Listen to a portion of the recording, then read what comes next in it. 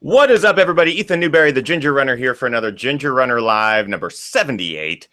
Big episode tonight. Very excited to be joined by tonight's guest. She's an incredible runner, one of the best on the planet, has been running ultras for a long time and kicking ass at pretty much all of them. If you look at her resume on Ultra Signup, you'll see a lot of ones.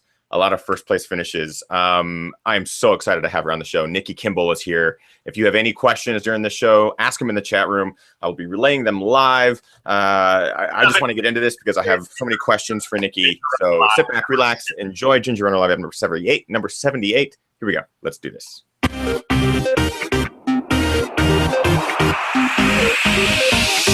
Ginger Runner.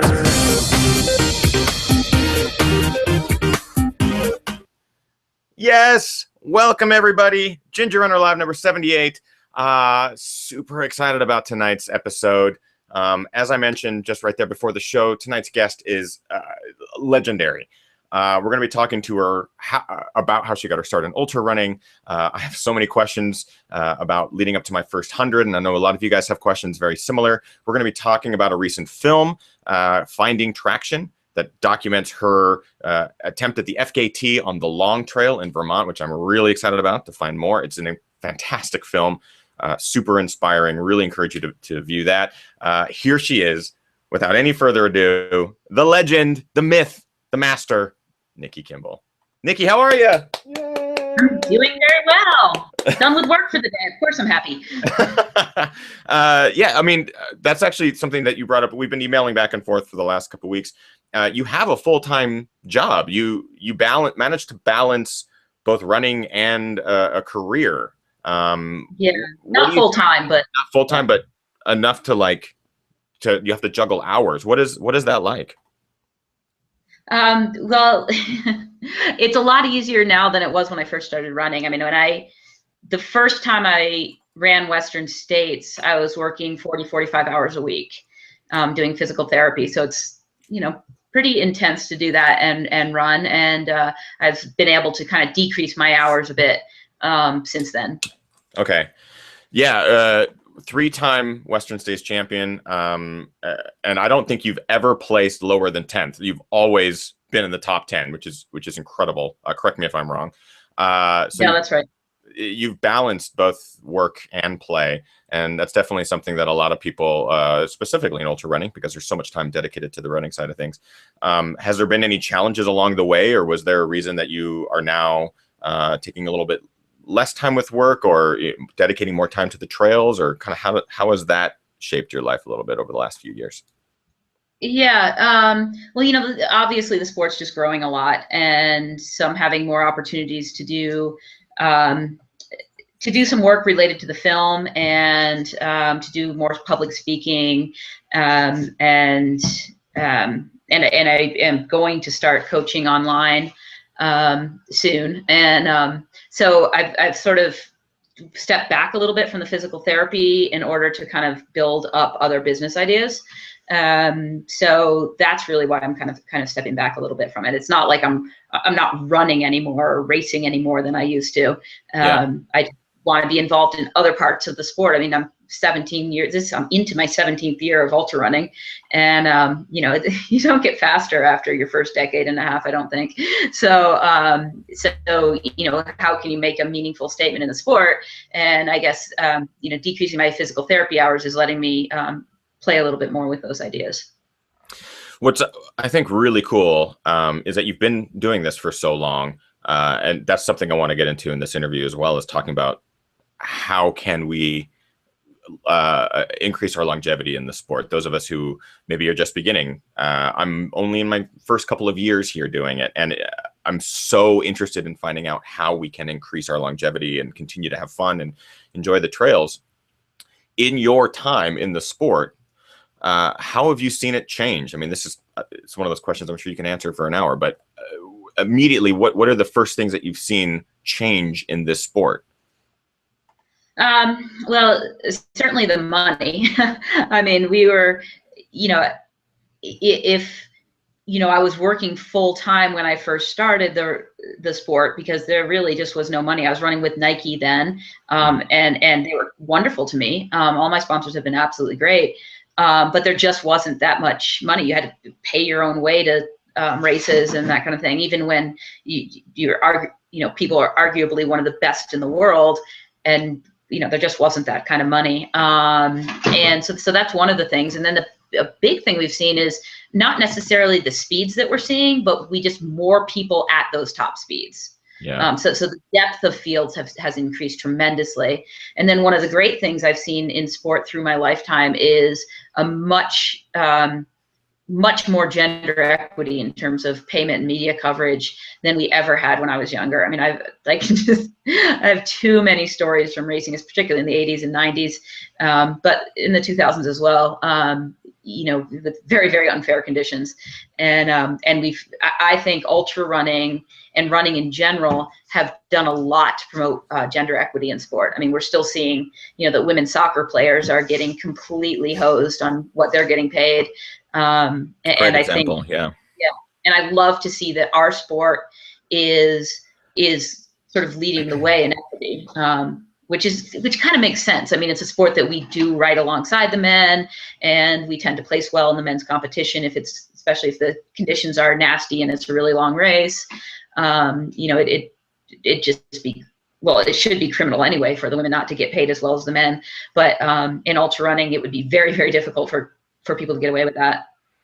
Yeah, there was actually an interesting topic.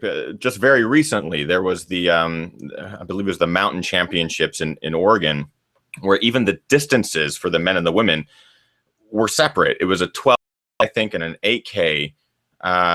Do you anticipate this changing? Do you see that there is this evolution in kind of how the treatment of women is balancing out? Or I would love to see that.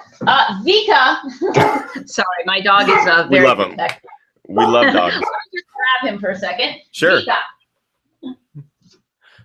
This is definitely a staple on Ginger Runner Live, ultra runners and their dogs. And Nikki even warned me before the show. She's like, my dogs are going to go crazy. I'm like, yes, we're going to embrace it on the show. And I've got my dog and a bonus dog right now.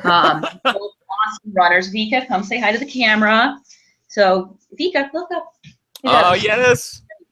So yes, he's a very good runner, Yes. but he's kind of unruly right now because there are people outside and he thinks he needs to go run with them or something. So, and he only ran once today. It's not enough. But yes, mountain running, back to mountain running. So I was on the mountain running team 3 times in the early 2000s. And I remember being really frustrated with the lack of equity in what we can, in what we're allowed to run. I mean, it's, right. Come on. I mean, I remember my first mountain running championships was in Innsbruck, and the way they set up the races is they kind of build up to the most important race. And so on the Saturday of the weekend, you have your junior women and junior men, and then your senior women. And then the next day they have an open race for anybody. And then they have the men's race. And so it's all sort of building up to the men's race. And so the first mountain running championships I did was an uphill year, and the women stopped like 300 meters from the peak of the mountain. And it was just such a slap in the face. It was like, well, your uterus might fall out if you run that last 300 meters, whereas the men got like a proper course. And, but that was 2002. It's crazy. I mean, it's just insane that stuff happens. But it's definitely getting better. I don't know whether we'll see equal distances. The only argument that makes sense at all with keeping the distances separate is to keep the time that the runners are out there similar. Okay. But that, it's very clear in the way the races are scheduled that that women are not as important as men. And and I think the U.S. is much better with gender equity in sport than in Europe. It's just I've raced in Europe. The women have gotten much less press than they do in the U.S. Historically, through my career. So, I'd love to see equal emphasis put on women's mountain running and to do equal distances, but I'm not sure if it will happen. That's interesting, and I know that's a topic for another show. I mean, it obviously is. It's really important, and even talking with my wife, we've been talking about this for weeks, and just kind of this evolution, especially in the most recent few months, and talking about the mountain championship in Oregon. It was like, are you kidding? How are these rules still in place? It's mind-boggling. But what I see, and this is kind of an interesting trend. We have these elite men that come out and win these incredible races and make a mark on the sport. And after 2 or 3 years, we see them maybe fade away, or they're a big name in ultra running, and then they kind of become, I guess, less competitive, or maybe stepping out of the top 3 or stepping off podium. But what's been consistent is top women, at least in my short-term knowledge, it's like any of the top elite women that jump into these large races or longer races, any one of them can win on any given day. And I look at you and I'm like, if Nikki joined a race, there is no doubt Nikki has the potential to win the race. And you've been racing for 17 years, ultra distances. And it's like, in my mind, I'm wondering, what is it that you're doing that is allowing you to win over the course of 17 years, whereas, some of the elite men maybe only last a couple of years before they kind of begin to fade? Is this a trend in ultra running that things are getting faster and far more competitive, or is there something that women are doing that is just, they're being smarter? I don't know. And I'm not sure that there is a sex link to that. I mean, because you do have the men like Tim Tweetmeyer and Carl, and Carl Meltzer, who've just been fantastic for so many years. I mean, Carl, I think he's gone 18 years or 15 years, something like that, winning a 100-mile race in each of those consecutive years. So that's huge. I mean, I do think that there are men and women doing that. So I'm not sure. And there may still be larger numbers of men than women.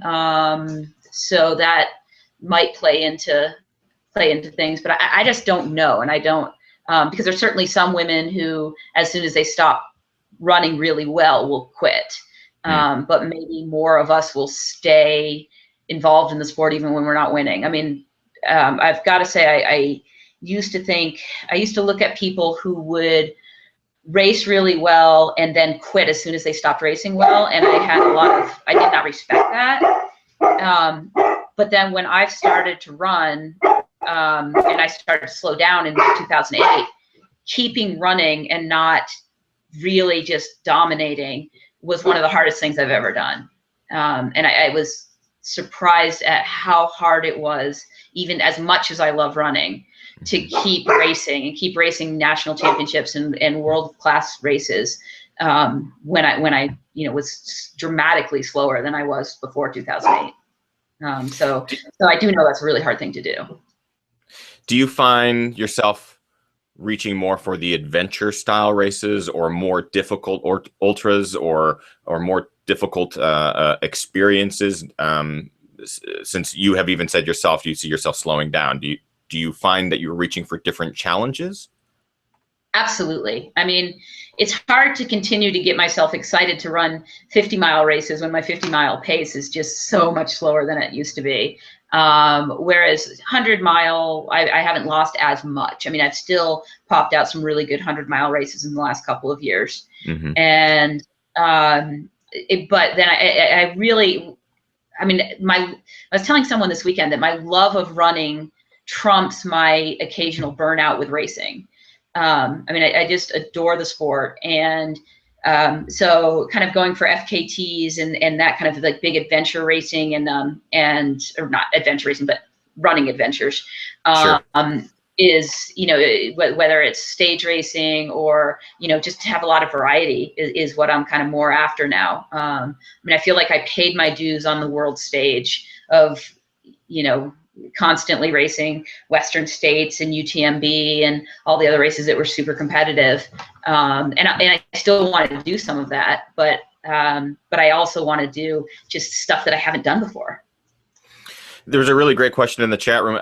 Again, if you are watching live, ask some questions in the chat room.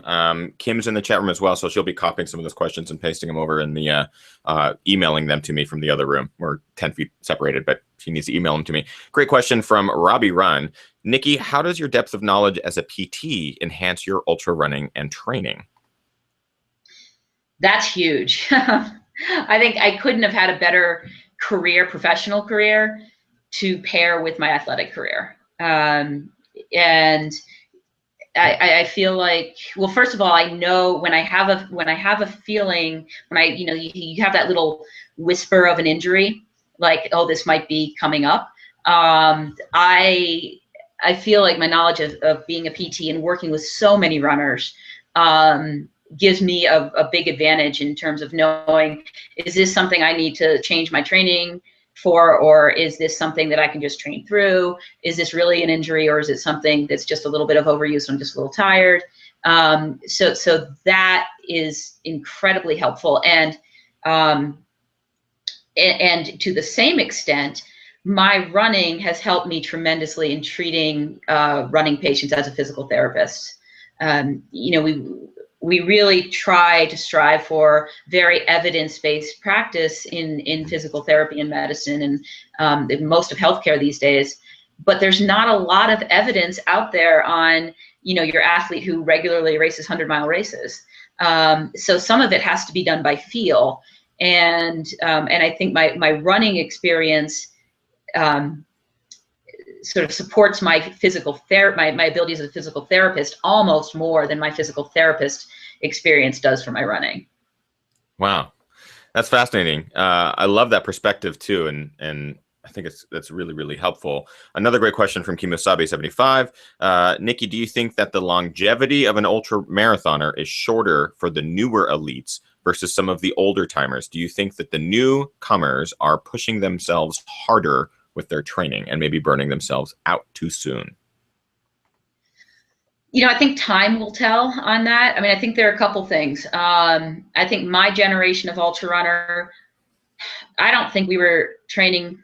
Well, okay, there are a couple different things. One, most of us had full-time jobs, or at least 30 hours a week jobs. Okay. So we had to have time where we weren't running. I mean, we're forced for that 30 or 40 hours a week to, to do something else. And maybe, if you're doing heavy labor or something, that's not going to give you much rest. But a lot of jobs are more restful than running. I mean, even physical therapy, I'm moving around a lot, but I'm doing core workouts with my clients all the time.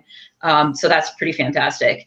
But it's not running, it's taking, like, I can't train so much. And I think what we're seeing now is some of the people who are burning out more quickly, they're doing really well when they start running, and they're doing really well when they have a 30-hour or 40-hour a week job, and then they quit their job because they get better sponsorship and they just train harder, and then they get hurt. And I think what people don't realize is that if your sponsorship is allowing you, or your situation, however, is allowing you to run more full time and not work, or work less, you need to increase your rest time, not your workout time.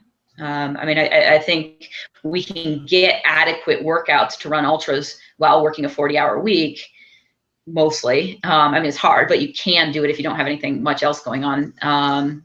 But you don't. It's the rest that is the thing you're missing, and so it doesn't really make sense to quit your job and not increase your rest. That's a fantastic way to look at it, honestly. In all the discussions I've had with people with overtraining syndrome, adrenal fatigue, and all these things that are plaguing ultra runners and athletes these days, never made the correlation to the fact that sponsorship, money, and the opportunity to run all day, every day, pursuing this adventure rather than, juggling a full-time job and then training in the time that you have down, could actually be the detriment. That's fascinating. Really, really fascinating. Do you see this new plague of overtraining syndrome or adrenal fatigue or anything like that? And do you have any advice to those of us who have that fear of missing out and want to get out there and venture all the time, or run all the time and train for these big races? Do you have any advice for those of us to kind of keep that under wraps and keep on it? Yeah, that's it's such a hard thing, and I do believe that, you know, I mean, adrenal fatigue is just sort of newly minted term almost in the sport. Yeah. You know, newly popularized, and it was happening. The same overtraining problems were happening in the 80s, in the 90s, you know, and now. But it's just there's more focus on it. You know, it's being diagnosed more readily. So I'm not sure that there. I mean, I think there is a bit more of it, maybe because the sport has a lot more people in it. But as far as avoiding it, you know, I think one has to be really honest with oneself. I mean, a lot of us come into the sport because we kind of have these sort of addictive, sort of obsessive personalities where, you know, I mean, running 100 miles is not attractive to someone who doesn't want to kind of do a lot of repetition. So I think that those of us who tend to do these sports have that little piece of our personality that says, you know, let's keep doing it. I want to do more and more and more and more. Yeah. And, you know, I think we have to police ourselves really well and be honest with ourselves when we're feeling a little fatigued. And that can be particularly hard when you run with a group. You know, I mean, there are lots of cities in the U.S. where ultra running happens to be very, very popular. And if you run with a big group of other, serious ultra runners, you might need a day off, but you're like, oh, but today they're doing a 4-hour run on this beautiful crest trail. And, you know, it's really hard to say no. And it's really hard when the group starts to speed up and your training plan is calling for an easy day. It's still, for me, it's hard not to go. Like, you know, if my training partners are wanting to just go fast, it is so hard for me to say no and just run my own run. But that's one of the things that'll save you. There are other things that I think are key too, and not running year round being one of them. I mean, I'm lucky enough to have other sports, and, you know, I'm pretty serious about skiing, and so, you know, I get that rest every year from running. I mean, I'm still pushing cardiovascularly, but I get a really nice break from running. So mechanically, it helps me. And you're not the first person to say that either, is finding a balance of other sports in addition to running, and living in climates where running can be done year round. Southern California, which is where I'm at currently, it can be a little bit detrimental, where those months where you would be on snow or would be indoors or doing something different, it's just 70 degrees and perfect outside, and all you want to do is go run. It could definitely be a detriment. Good discussion going on. Go ahead, Nikki. Yeah, I could just see that being super difficult. I mean, I have these opportunities because I'm in Montana, and you know, one of the big. I've always lived in places where there's snow. I mean, it's one of my requirements is that I have that time. But I think I would have a really hard time not running year round, like seriously running year round, if I lived where you do. Mm-hmm. It's hard to juggle because there's days where I'm like, I just don't want to go spend 3, 4, 5 hours outside or whatever, but the sun is perfect and it's the only day this week where it's been under 80, you know, it's whatever. The excuses absolutely. go on and on.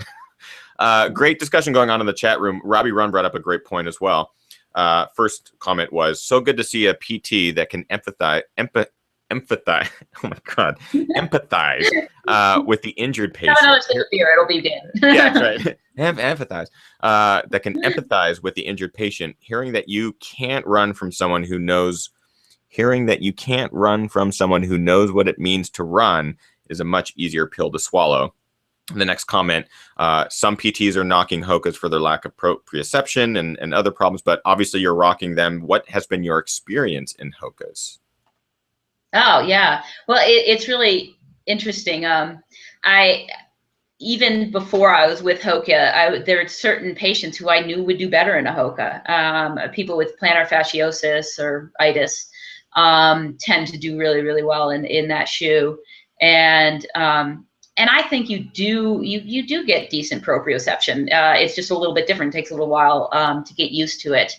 And you know, and I've found that Hokas can be a really good shoe. There's so many models of Hoka that I might want somebody in a really ultra oversized shoe when she's first getting back to road running after a really bad plantar fascia problem or knee problem. I might want to just sort of take some of that off them. And so I've had really good luck with that. And and I have to, some models I don't want on super technical trails. It's a little bit too much. So then I'll go for something leaner like the Speed Goat. So I think we have lots of models to cover those things. But that said, every shoe, has a population that it will work for. And there are some people who really, maybe somebody who doesn't have great proprioception anyway. There are certain people who might not do well in a Hoka. Just like there's some people who won't do well in a, Pearl Izumi or Salomon or North Face. There is a lot of individual difference between people. And so, I think you have to kind of figure out what shoes work for what people in what conditions. Yeah, and I definitely want to talk a little bit about gear maybe a little bit later, because I'm excited to kind of hear what you're running in and what are your go-tos at this point. I definitely want to start talking about finding traction, because it's available for those of you watching. It is available for free right now. If you go to YouTube, you can search for Finding Traction. The full film is available now to watch. It follows Nikki Kimball and her attempt at the FKT on the long trail. I'll just say that it's incredibly inspiring. And I know that gets thrown around a lot in ultra running and in films. It's like everything is super inspiring, but my wife and I were transfixed, emotional, and it is so well made, and it's a wonderful story. And Nikki, you're a badass. So let's start with this question. Can you kind of explain the long trail, what that means to you, what the trail meant to you, and why you were going for the FKT? Maybe kind of explaining what the FKT was currently and stuff like that. Right. So the long trail is the oldest trail of its length in the U.S. and it 273-ish miles. Kind of changes depending on route changes for different reasons. But it connects Canada to Massachusetts through Vermont. So start in Canada, end in Williamstown, Massachusetts, or that's the way I did it during Finding Traction. And so I grew up in Vermont, and the long trail is really, it is like, I don't have memories before I have memories of the long trail. I was skiing and walking and hiking on the long trail from as long as I can remember. And so it's very dear to me. It goes through the town I grew up in. And when I was quite young, like middle school or early high school, there was a rumor, and I still have not been able to tell if it's true or not, that some guys in the U.S. ski team set some new time record on it, U.S. cross country ski team. And I've never seen that substantiated, but I remember thinking from very, very young age, after hearing that, I'm going to do that someday. I am going to get the fastest time on that trail. And FKTs wasn't even in people's vocabulary at that time. So that having this goal from when you're a child, and I was a very serious athlete in cross country skiing from as long as I can remember as well, and and having my heroes do this epic thing that I'd never even heard of anyone attempting to do was, that's one of the things that got me running long distance. And that's crazy. 200. Sorry, go ahead. 273. Yeah. Well, the other sort of meaningful part is, I went to Williams College undergrad, and it was extremely formative, and I couldn't have had a better fit of school for me. And to be able to combine this sort of passion for the long trail with ending this expedition in Williamstown was just another little added piece of sort of special meaning for me. So this trail, 273 miles, and you said it can kind of give or take depending on reroutes. I'm assuming the trail, it looks gnarly. Kind of change things, and depending on it, it's pretty steady now. A lot of it, has to do with landowners and right of ways. Does it go into private property at all? It does in some places, but I think the whole thing is protected now. I mean, Western States Trail has had some of that issue, trying to make sure that the entire thing is protected. And I think now it is. But it takes a lot of work from a lot of people to make sure that these trails are there for generations to come, especially when it crosses private land. I think last year Western States announced that like the last section of trail or something had been protected. I feel like I remember that. Like John Manager I think that was last year's big deal, and I wish I knew exactly where the Green Mountain Club stood in terms of securing everything, but it almost all of the trail is secured through either easements or public land.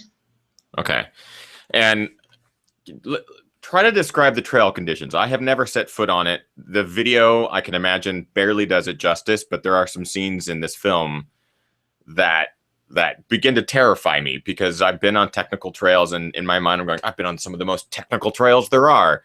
I'm now completely doubting myself. It looks pretty gnarly. Can you explain some of it? Yeah, well, it is pretty gnarly, and especially the northern half, the half that just or 2/3 that does not piggyback on the Appalachian Trail, and that southern half of the trail where the Appalachian Trail piggybacks is actually quite runnable. And it's a little bit flatter and just less technical. It has more people going over it. I mean, there's certainly parts of the Appalachian Trail that are super technical, but that part of the long trail is a little less technical. So the northern part, though, rocky, rooty, frequently muddy, almost always muddy, which changes it changes the feel of the trail a lot. And one of my friends put it in a way that was just so perfect. She was like, yeah, running on those trails, like is hard, it's technical. But then when it rains, it's as if somebody took a can of Pam cooking spray and just sprayed over all the rocks. And she's exactly right in saying that.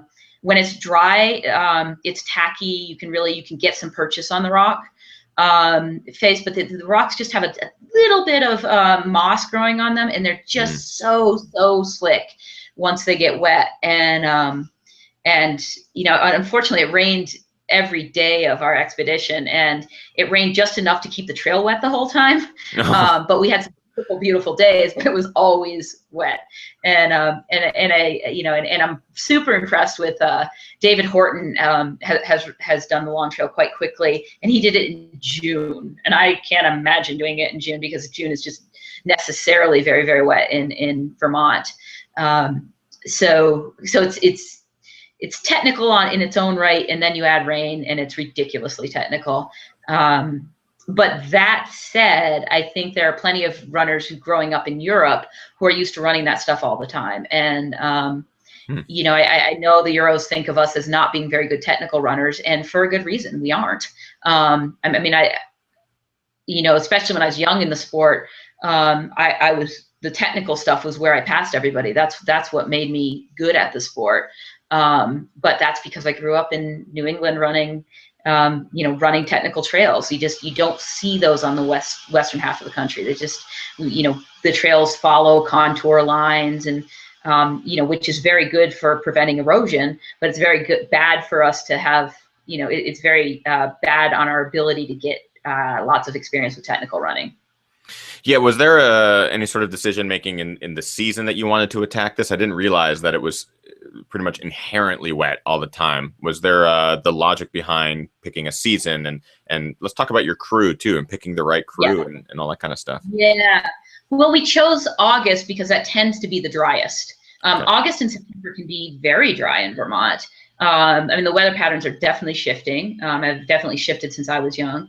The reason I was so impressed with Dave Horton, what he did is, or maybe I should be the opposite of impressed, is that he's choosing to do June when it's going to be muddy and nasty. But he's that kind of guy. He just wants to hurt himself anyway. So no, Dave's great. So super glutton for punishment to do it in June. But unfortunately, with the way my work worked out, I only had like a 2-day window to start. I'll either start on this day or the next day. Okay. Because I just, I burn all my vacation time by racing. And so, I only had, I don't know if it was 10 days or 7 days total in Vermont. So I had to do it when I did it. And that was a little tough. I mean, I actually do really, really want to run it again. And, but I need to have a bigger window of time so I can pick the best weather. Because I do think that's important. Yeah. And you asked about crew. Yeah.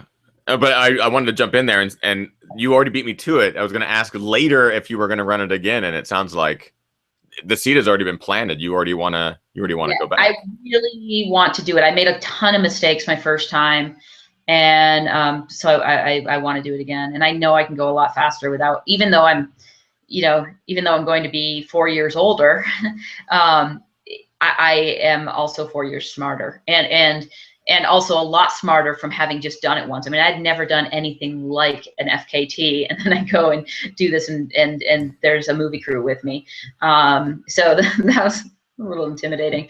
But I just know the mistakes that I made and how, and some big things to change. That's awesome. That actually gets me really excited, because we can talk about that in a second as well. But yeah, let's talk about crew, because I think this is probably a vital step in the organization for any sort of FKT or even 100-miler. You surrounded yourself with important people. Let's talk about that. Yeah, with really amazing people, and people who were special to me with their in terms of their connection with the long trail. I mean, our team doctor and tech guy are two of my very best friends who I grew up with in Vermont. They're brother and sister. And so, I played with the long trail, on the long trail with them so many times. I mean, my first overnight hike that my parents let me do without adult supervision was, I was 12 or 13 years, maybe 12 years old, with Andrea, who's the doc on the film. And we did just the nastiest section where it's not as nasty now, but it used to have just amazing stinging nettles. Like, it was as if somebody was trying to grow stinging nettles. I mean, it was just, they were everywhere. And they were really tall, and it was always wet in that section. It's the section between Brandon Gap and Killington. And so Andrea and I shared this thing. I mean, it's a big deal the first time you go out on an overnight hiking trip without your parents, when you're a sort of lifetime athlete. So that was super special. And then, my best friend from here and regular training partner, we trained all together, all the time together. And she's also my ski mountaineering partner, Jenny Pierce. She was, the sort of the main person I knew I needed to have as a pacer. And I trust her completely. And that was a big thing, because there is some safety risk, not a lot, but certainly some. And so a person, you chooses one's backcountry ski partners very, very carefully, because it's a much more dangerous sport than running. And you are, you're literally spotting each other. You only have one person on the face at a time in case there's an avalanche. You practice, burying transceivers so that you can unbury the person really fast. And so, I have so much trust in Jenny, because we've been on so many trips together where we've, had amazing skiing and done exactly what we wanted to do. And we've had just as many trips where we've gone up, we've studied the snow and said, this is sketchy, we're getting out of here, which is a very hard thing to do, especially with our personalities. We all want to, we have a goal, we want to meet that. And in ski mountaineering, that if you're too set on the goal, you are more likely to die. So having this person who I do a very intense activity with was key as well. And then I had old friends from Vermont and friends of friends who joined me at different points. And then one of the funnier things, well, it wasn't funny, but more odd It was really not funny, actually involved. But one of the people who was supposed to be one of my main pacers blew out her ACL. So she had surgery just in May. And I'm like, oh my God, no. So yes, absolutely not funny for Brenna. But she did come out and make lots of sandwiches for people along the course. But anyway, so I lost her in May and then went to a running race in June and found Dennis, who I'd never known before. You know, I talked to him, we did a panel discussion together once. So I knew him, you know, very, you know, we spent all of, you know, 15 minutes together, really talking one-on-one. And I'm just like, I need a pacer. Will you do this? And he's like, yeah, sure. And this is this crazy sport where you can just go to somebody who you've met once or done, maybe you've run 150 miler with them because you happen to both be running the same pace that day.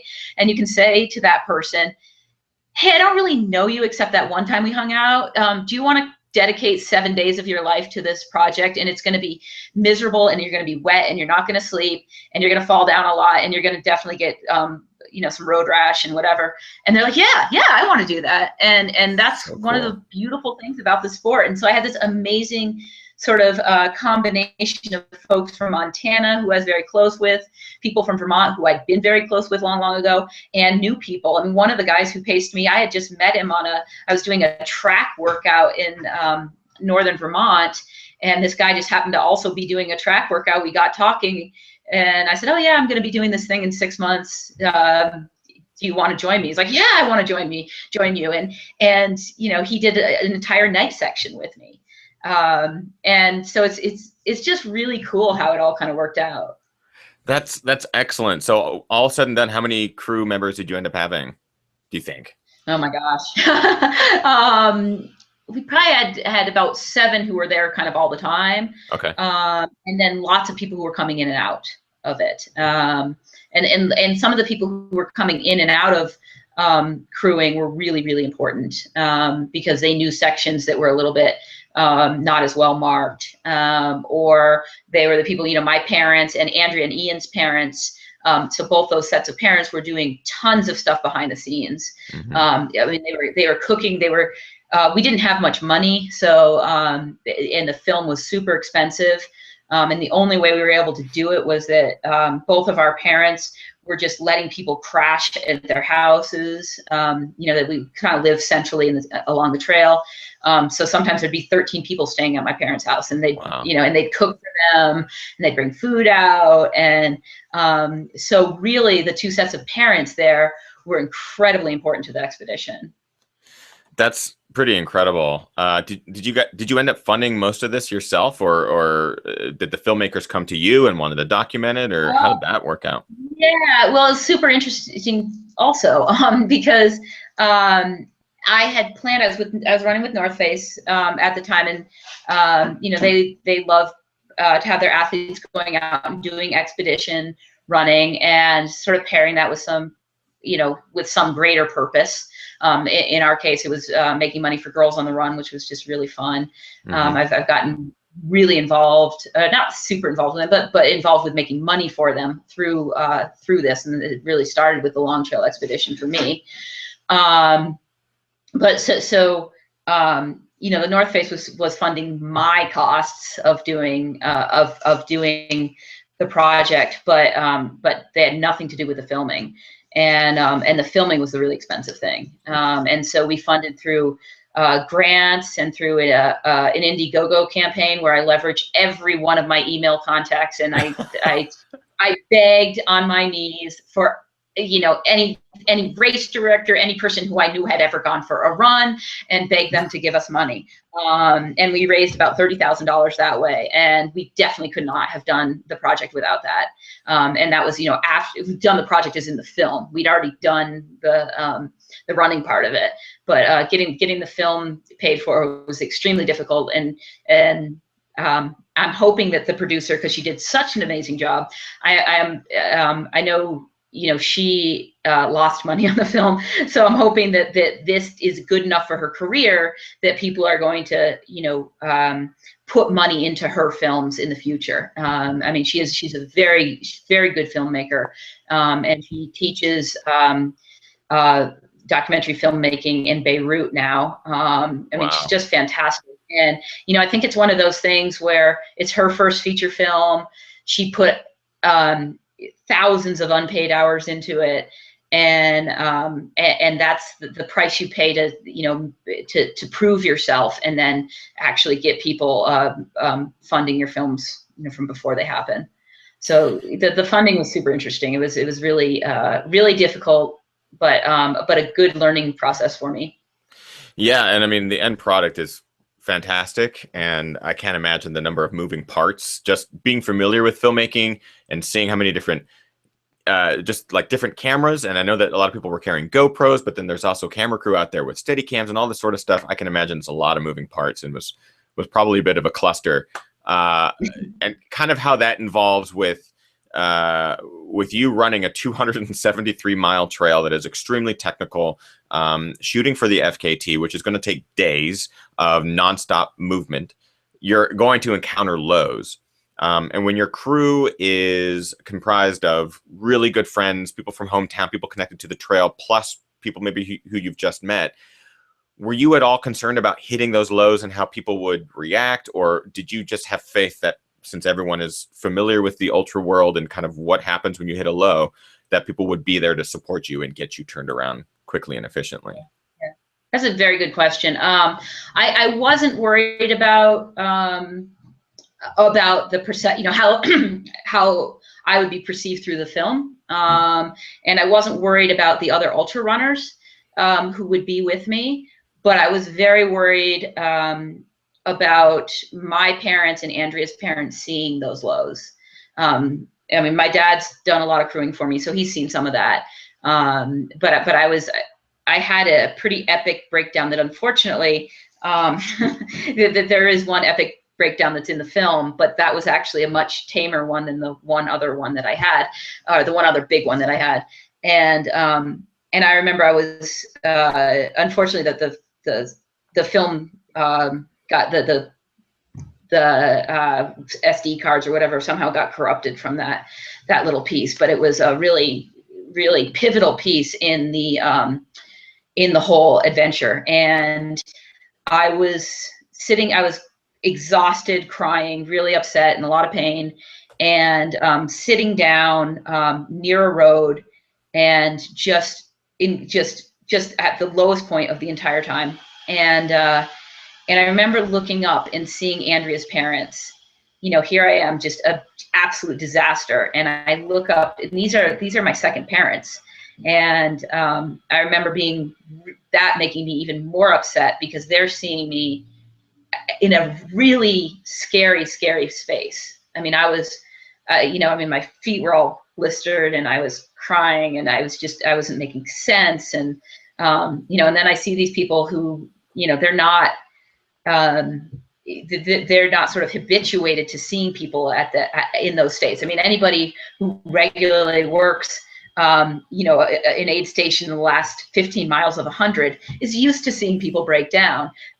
You know, these people, my second parents, you know, they were big runners, helped me get into running, but, you know, they ran, you know, 5Ks and half marathons. Right. So they're not seeing that kind of thing. So that was really difficult for me, and kind of getting up and running from there, thinking about, oh my God, like I just probably freaked her parents out, and they're some of the most important people in the world to me. And that was the thing that was difficult. Did you ever touch base with them? I'm assuming you did, but did you ever see them after the run and be like, listen, that's just what happened? Yeah.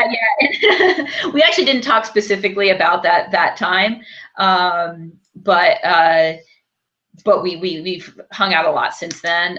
They came to the showing of Finding Traction at the Green Mountain Film Festival. And actually I spent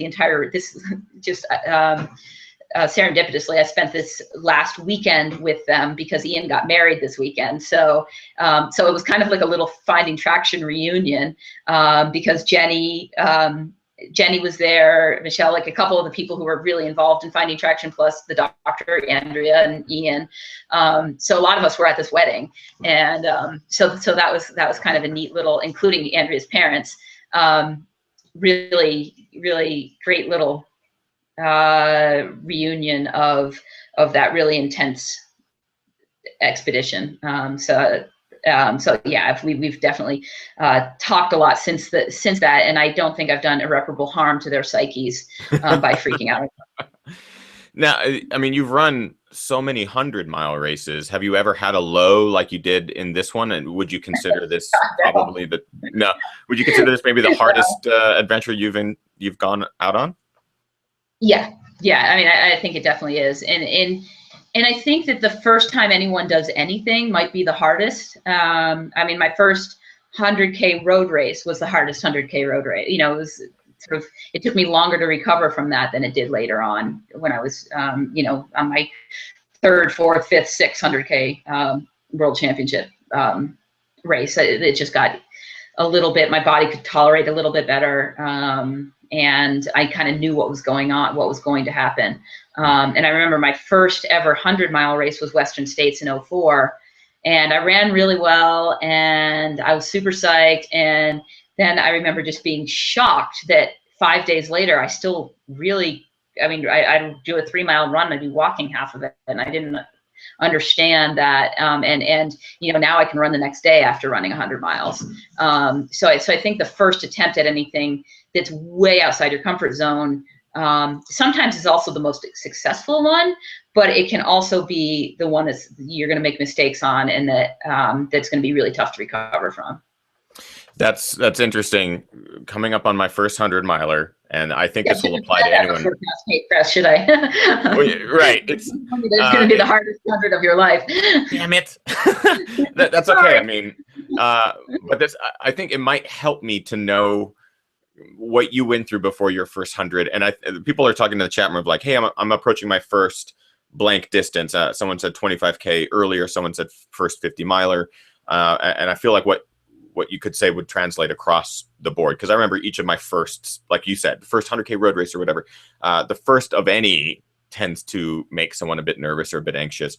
For some reason, I am really, really anxious for this first race. It's the first time at this distance, and there's all these unknowns, and I feel like I'm just out of control with my anxiety for it. Do you have any advice for someone that's doing their first big asshole of a race, and what would be some of those pieces of advice?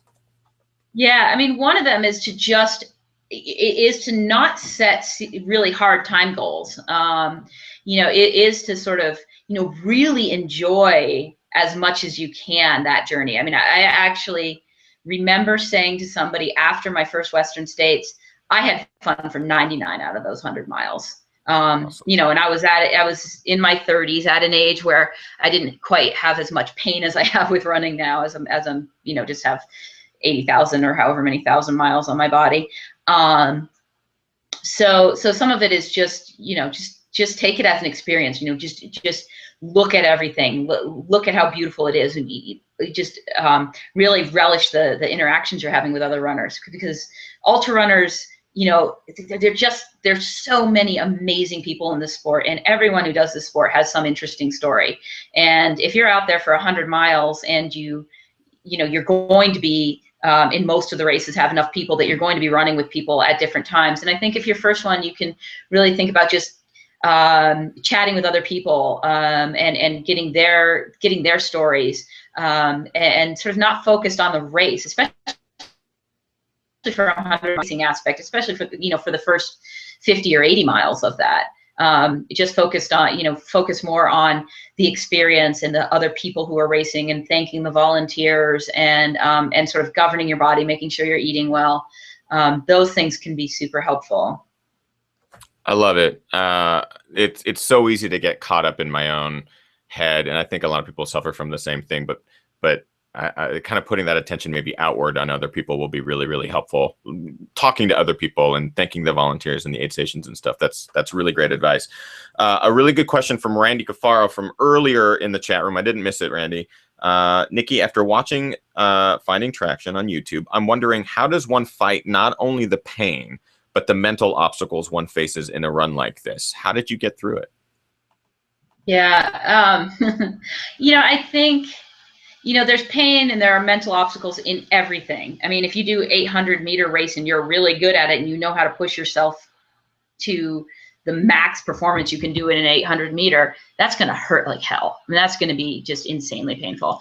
Ours is a little less intensely painful, but drawn out for a longer period of time. Mm-hmm. And, you know, and I think honestly, and I've said it before, but, you know, my mental toughness, everyone has something that made them tough mentally, whether they've, you know, struggled with school or struggled with really like sort of little league parents who are pushing them too hard.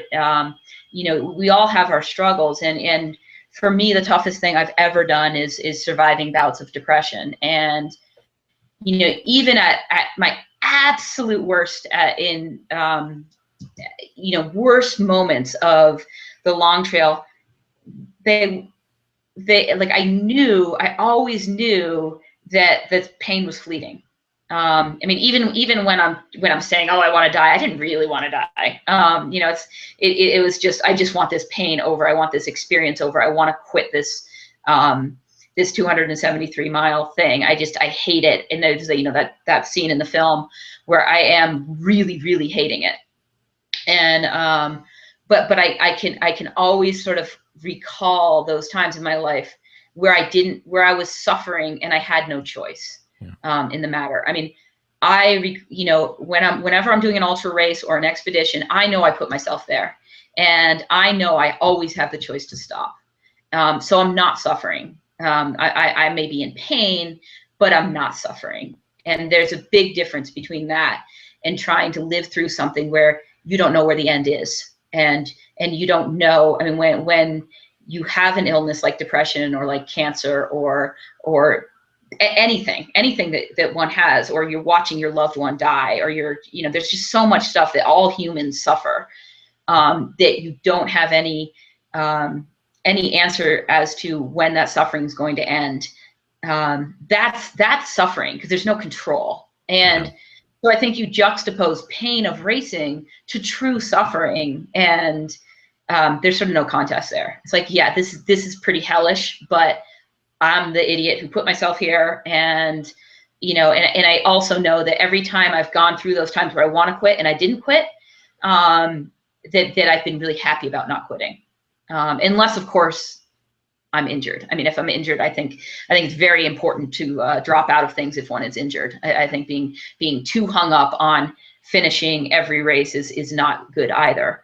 But I think, you know, you draw on those times that were really, really hard in your life, and everybody has them. And you know that's harder than what you're doing now. That's incredible perspective. I know for a fact that's going to help a lot, just to keep that in the back of my head. And I'll be referencing a lot of scenes from this film too.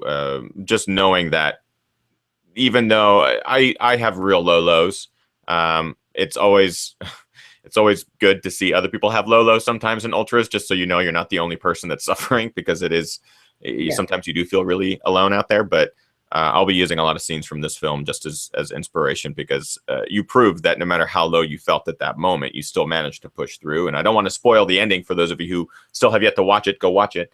But what you just said is a really, really dynamite way of putting kind of everything into perspective, and why we choose to do what we do, and stuff like that. For those of you who are watching live, we're kind of coming to the end of the hour here, and I don't want to take up too much of Nikki's time and move into the post show and ask just maybe a quick couple rapid fire questions of her. I do want to talk about gear, Nikki, kind of what you're working with now. What are your go-to shoes? I'm a Hoka fan. I've been rocking the Challengers. I don't know what you use for certain. Challengers. You know, the Challenger's fantastic. I loved that shoe at Western this year. And coming into Western very sick and undertrained, I was glad to, you know, not have any foot problems. And the Challenger was the shoe for that race. So I have a race coming up next Saturday, the Bridger Ridge Run, which is actually quite technical for the West Coast, for the Western half of the U.S. And it's super rocky. And I thought that the Challenger ATR was going to be the shoe for that day. And I went up yesterday, and we did a bunch of running up there. And I realized that the super sharp rocks, you actually feel those in that shoe. That shoe is fantastic for a course like Western, because they're not little sharp rocks kind of coming up at you. So, you know, I'm immediately writing to my Hoka manager and saying, I need another pair of speed goats in a size, you know, half a size smaller. And because they're, like I'm unfortunately right in between two sizes, you know, between an 8.5 and a 9. And so depending on the course, I'll change, you know, I'll have a different size shoe. But the speed goat has a lot more sort of protection from rocks. And so when you have those sharp rocks, that feels really good on that terrain. And I'd actually, the last time I was up on the ridge, I was in the speed go and I was like, this is great. But the, you know, it's the ATR is just a little lighter, a little more nimble. And then I put that on. I was like, ooh, yeah, that's not the shoe for this.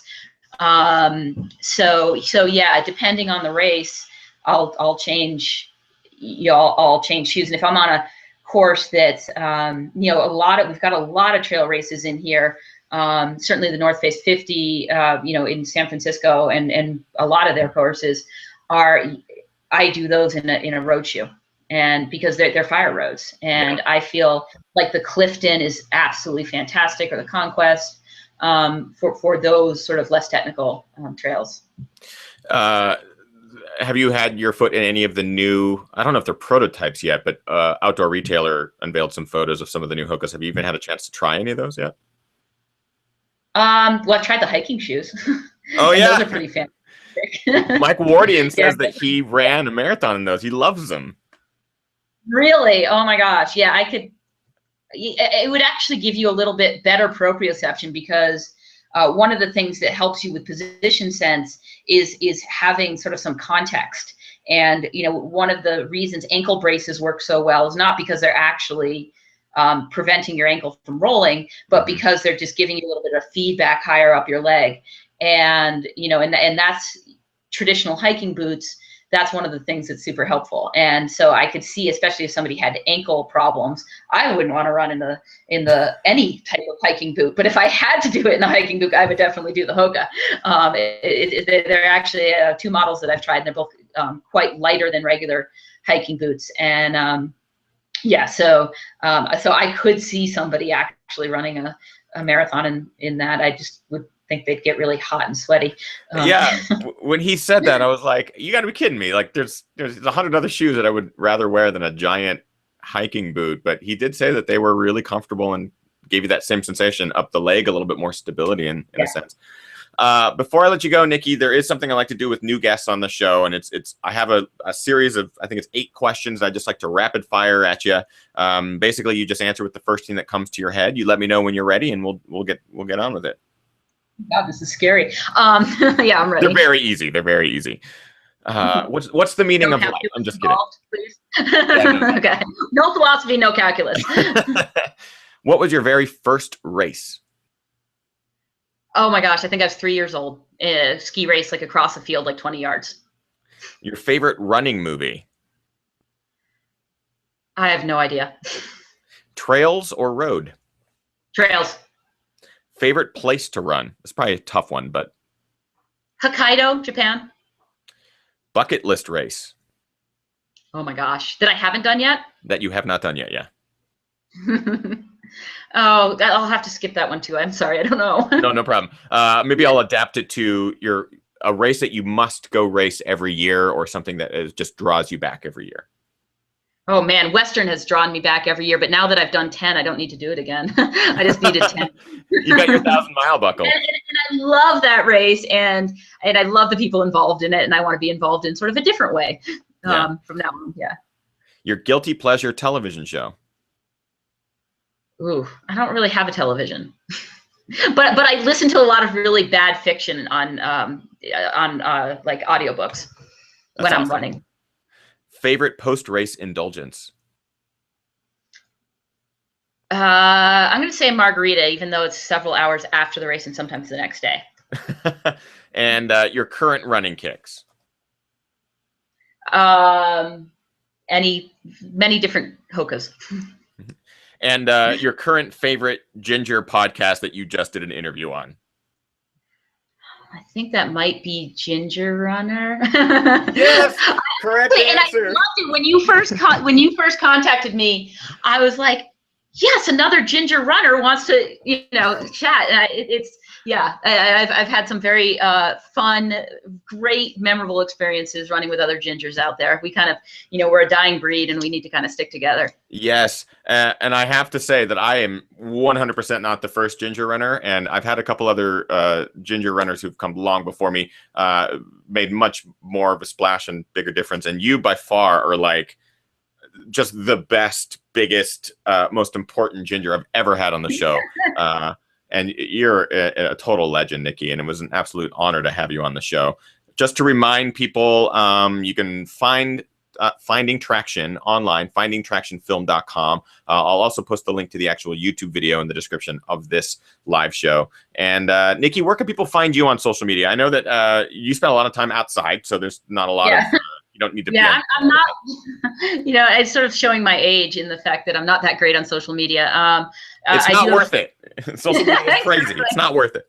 Exactly. I mean, I do have to change to a page instead of just my profile on Facebook, because I do post a lot on Facebook, and I will change that. I tried to do that, and I just messed it up. And but I also plan to hopefully my website's NikkiKimball.com, but that's very new. I haven't done anything with it yet, but I'm hoping that within a few months I'll have that sort of sorted out. But I'm very public with Facebook, and I post a lot on there.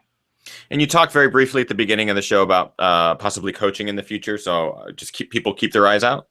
Yeah, and I'll probably announce that on Facebook. I doubt I'll have very many people. I just think it's really important for people to have an option of a coach who actually, has some training in physiology and mechanics of the human body. And so, I want to kind of give that option for people. And I've done a lot of sort of pro bono coaching in my life, and I love working with people who, especially beginner runners and people who are maybe mid-pack or trying to figure out how to fit their running life in with a career job, with like a professional job. So those are kind of the people that I've worked with in the past, and that I want to continue when I do it professionally. That's exciting. I'll be keeping my eyes on your Facebook page, because I can't wait for that to go live, so I can get in on that. And get Nikki Kimball as a coach. Thank you, everyone, for watching live. I really appreciate it. Every single Monday at 6 p.m. Pacific, we'll be doing the show. As always, we're 78 episodes deep. 79 is next week. Leading up to Cascade Crest 100 Miler, I'm very excited that many of you are supporting. I can't wait to share that experience with you all as well. And that's it. We're going to move into the post show. Very brief one. I want to let Nikki go because it's an hour ahead in Montana, and she's got dogs to take care of, and I'm sure dinner to make and all that stuff. So a very brief post show. Stick around, everybody. Thank you for tuning in to Ginger Runner Live. We'll see you guys next week.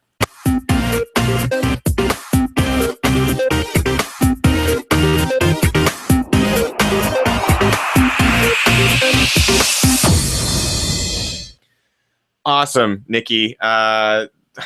You're an incredible guest. People in the chat room were just loving the stories, and someone even said they want to download your brain and just have the Nikki Kimball brain inside their own brain. And I'm kind of on that same boat. I'm like, just a scary place to download. Just the amount of experience and knowledge and like support. It's really pretty awesome what you're doing. There are just a couple of brief questions. Let me know when you need to go, and we'll let you go. Maybe like a couple minutes if you've got it. Yeah, I'm totally good. Okay, cool. Until my dogs bark. until the dogs bark. This is from I Am Batman. I don't know if it really is. Love you, Nikki. You're amazing. Great show, guys. Learned a lot. Enjoyed every minute. As Bruce Lee said, do not pray for an easy life. Pray for the strength to endure a difficult one. Really great comment. Thank you, I Am Batman. This is a question for you from Rachel Capone. Bucket list race that's already been checked off for you, perhaps? Oh, yeah. Marathon des Sables would be one of them, definitely. Which you won. And that's pretty special. Yep. That's incredible. Very, very special. And I went in with a bad attitude, thinking, oh, I'm just going to use this for training for Western and blah, blah, blah. And I had this sort of prejudice against it, I have to admit. because they for so long did not pay equal prize money to men and women, and that just really, really irritates me, as I've been slightly public about.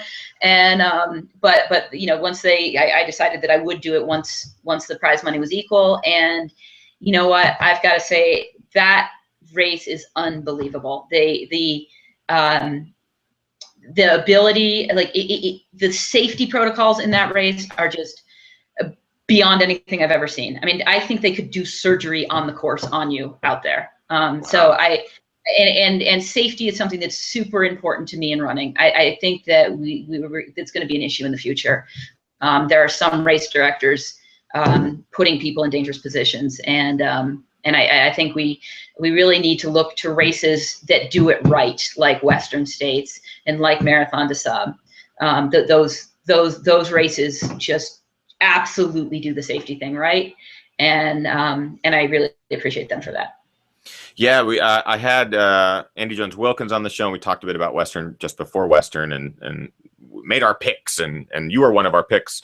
But we also talked about how this year was a bit different with the medical team, one of the best medical teams in ultra, how they weren't weighing at certain aid stations, but how they were still providing the same amount of support, and dictated that weighing an athlete or an elite wasn't necessarily the best step. We had a great long discussion about it, and it seems like Western is just top notch as far as medical support and stuff like that.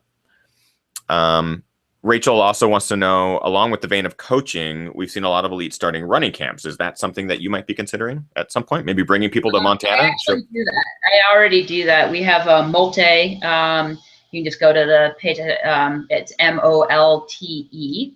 It's a Norwegian berry, actually, and but it's the name. And we do yoga and running camps, and I love that. I love working with people in the running camps. But it's definitely running and yoga, kind of both together. And we do a lot of women's camps, but we're also very open to, by request, doing co-ed camps. They're very small, very intimate, and so you know, you get a lot of one-on-one coaching, but it's, you know, quite small, and they're usually in beautiful places in Montana. Yeah, what drew you to Montana?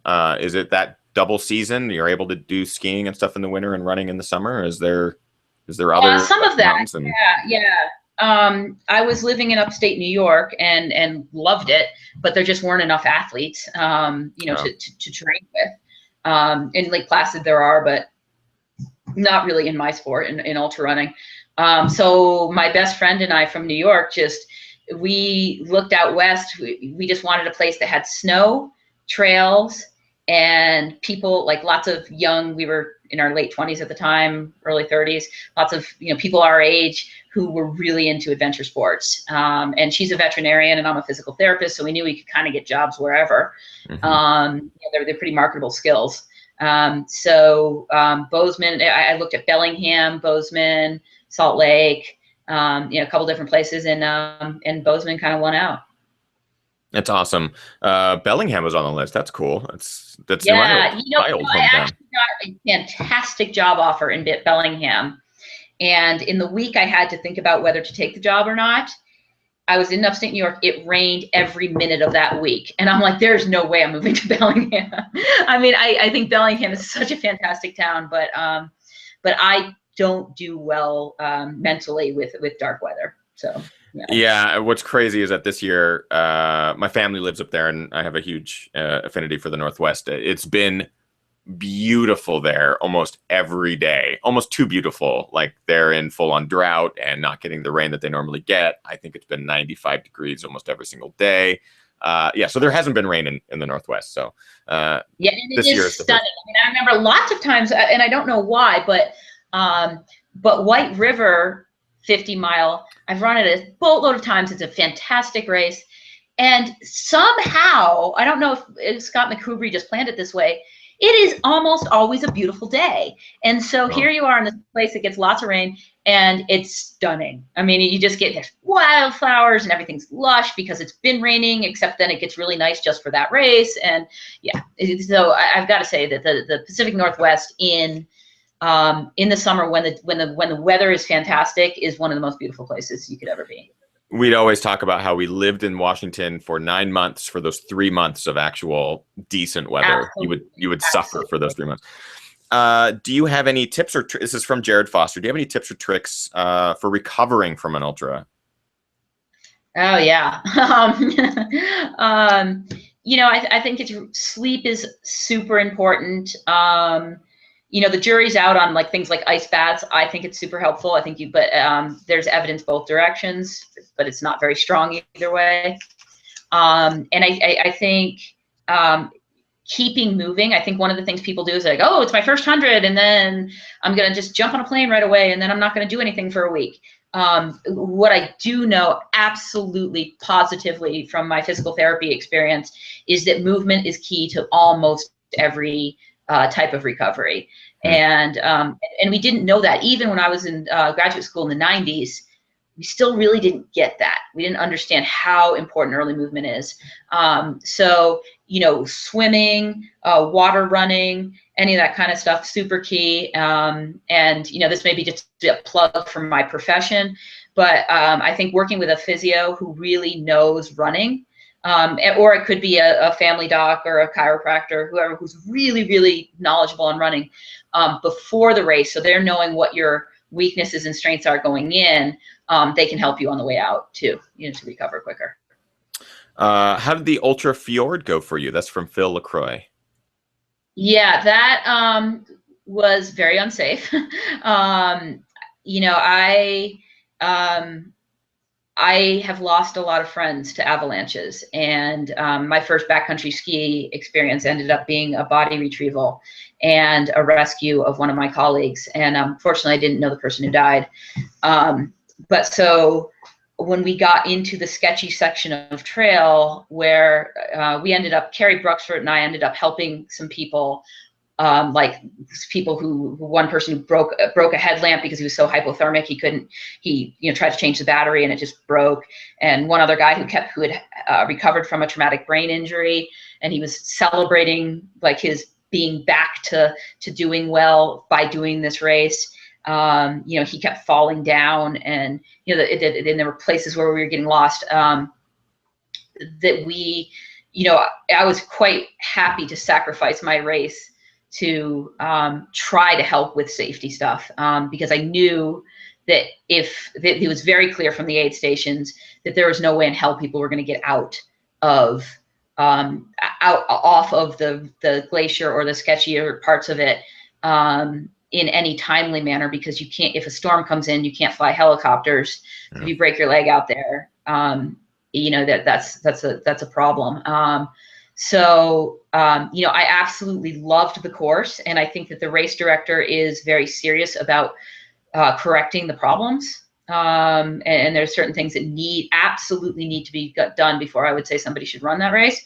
But the race director was very amenable to feedback, and I think he can make it into an incredible experience.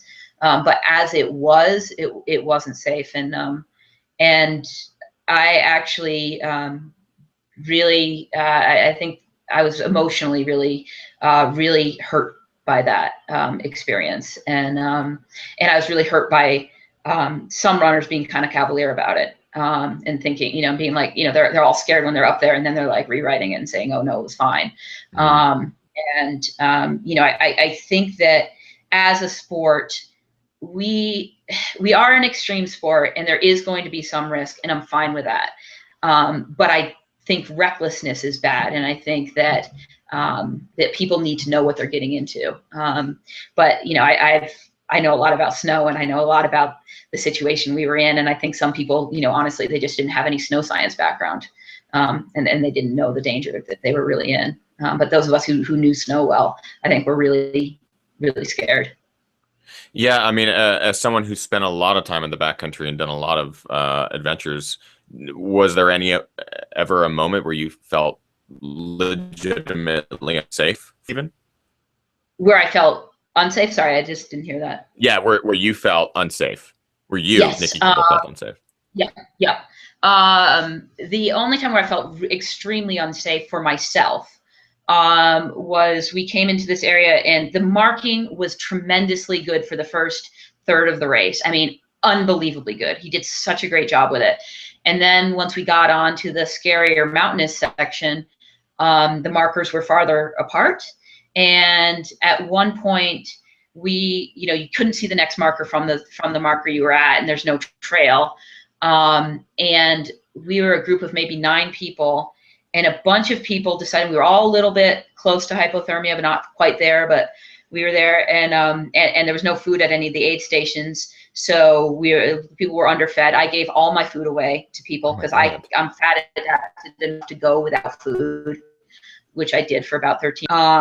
But there was this one time when we all got lost, couldn't find the next marker, and a bunch of people decided that the right thing to do would be to follow the river down, because that'll get you hopefully to some human in habitation.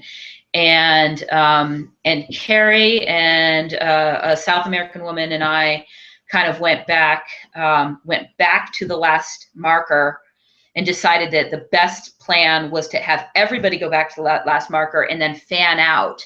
And then the person who finds the next marker, then everybody goes to that place. And when we had sort of decided that, luckily, the woman from, I think she's from Chile, her name's Veronica. There are a couple of Veronicas in the race. She had this amazing voice that could carry, and she just, because we could not get these guys to come back, and we were really scared that they'd be completely lost. And she just screamed at them, and they just lined up like little ducks behind her. It was fantastic. Like there was this sort of disparate group, and somehow we were able to get every person who had gone sort of down following this river to come back. But at that point, I was really, really scared because I knew helicopters couldn't fly in those conditions. And I had all the required gear, but I wasn't prepared to spend the night because that wasn't required gear, stuff that you could really seriously bivvy up in. So I was actually quite scared at that point. And then, seeing some of the rotten snow and unmarked crevasses was a little scary too. But that was the time I was most scared. That's crazy. That's a crazy story. Yeah. I had no idea because most of the race reports I've read from that are like, oh, it's this crazy adventure, and yes, it had really crazy mud and snow travel and all this stuff. But I had no idea. That's incredible. I'm glad everyone was okay. I'm really glad. And when I actually decided to drop, there were 2 people ahead of us who should have been ahead of us who had never checked into the aid station. And it was 81 miles, and I was feeling fine. But I know I couldn't live with myself if I decided to keep running, which would take volunteers, when I thought, they needed to be finding the people who were lost. It turned out they had actually come through the aid station, but the aid station hadn't marked them off. I mean, there were just major, major problems like that. And, I think that another runner's safety is more important than anybody's race. And I feel that very, very strongly. And so, the race results really don't matter. We do this at the end of the day. We do this sport because we love adventure, and I want to live to do an adventure another day. And so that's kind of where I was on that. And but I can also see the people who don't know a lot about snow, not realizing really how dangerous it was. People who, and I'm probably overly sensitive because I've lost too many friends in avalanches, and I still am in avalanche territory all the time in the winter. I just try to make the safest decisions I can, and there was stuff that was a lot more dangerous than stuff I've turned back from on that. And so, it's, we all come to view things from our own perspective and history. So, I am going to be judging safety of snow a little bit more harshly than people who haven't lost friends on snow. But rightfully so. I mean, as someone who has so much experience with it, what the decision you made was the best decision. Just hearing the story, it's terrifying. I mean, it's got my heart racing a little bit, just knowing that runners were put in this situation. And I wasn't there. I haven't seen pictures or anything, but the way you're describing it, I can't even fathom it. But I'm echoing the sentiment. Is that I would love to do that race again with some safety protocols put in, and if Stefan can do that, which I think he can, and I think people can go into it eyes wide open, really knowing what the situation is, maybe require gear to bivvy for the night if you have to, and just mark that part a little better, and have some medical personnel and satellite phones. There was not a single satellite phone for that entire section that took us 13 hours. I mean, granted, we were helping people along. We weren't just racing, but you know, if those things are done, it is absolutely stunning. I mean, it like that race has so much going for it. But I just want people to know that there's really, really positive stuff, and then there's really scary stuff. And I think everybody has the right to do something scary in the woods. I mean, I don't get mad at people who make stupid decisions in the woods and die as a result. I just say, well, that's kind of a bummer. It's like, let me out. I gotta go running. If you want to go kill yourself in the woods, it's fine. But the dog is like perfect. Well, yeah, my friend of mine just came in, so now that he's in the house, my dog will shut up. Well, I honestly cannot thank you enough for taking the time out tonight, Nikki. Great stories, incredible advice. I'm sorry. I want to go back to the Ultra Fjord real quick. Are you providing feedback to the race director? Like, are you guys in communication? Because I think what you're just saying is so important. Really great about that. About asking for feedback, and so I don't want to pan the race because I want to be very brutally honest about it. And I've got to say that I am just so impressed with Carrie Bruxford. She and I knew each other. We've had a very friendly running relationship anyway, but I didn't really know her super well. I mean, I had a great time. I ran a lot of Run Rabbit with her last year, and we had a fantastic time, and it was awesome. But she was just so together. And when we started noticing stuff was a little unsafe, we hooked up with this other guy he's a doctor, and he's quite experienced in the snow. And the three of us, it was just super bonding experience. And I've just got to, I just will, that those two people will be super, super important to me my whole life, because they were absolutely putting safety in front of running and results. And so, some really amazing stuff comes out of difficult situations. I believe it. I totally believe it. Huge inspiration. Those of you who are watching live, Nikki Kimball. I encourage you to go watch Finding Traction. The link is in the description to the website, and I will be putting the direct link to the YouTube video down below too. It's free, and I highly encourage you to pop it on the big screen and watch it. Such an honor to have you on the show tonight, Nikki. Thank you for taking the time and dropping some major knowledge bombs on us. We all got schooled tonight in like the best way possible. So that's it for tonight's show. Thank you so much for tuning in live, everybody. We'll see you guys next week, next Monday at 6 p.m. Pacific for more Ginger Runner Live, episode number 79. That's it for tonight. See you guys next week. Bye.